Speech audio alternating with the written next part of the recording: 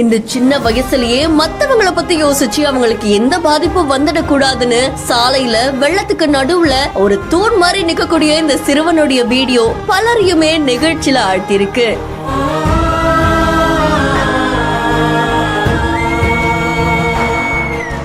Villupuram city அப்படின்ற Instagram பேஜ்ல இருந்து வீடியோ ஒண்ணு வெளியாகி இருக்கு. இந்த வீடியோல விழுப்புரத்துல இருக்கக்கூடிய வழுதரெட்டி அப்படின்ற இடத்துல மழை பெஞ்சு அந்த இடத்துலயே வெள்ளக்காடா காட்சி அளிக்குது.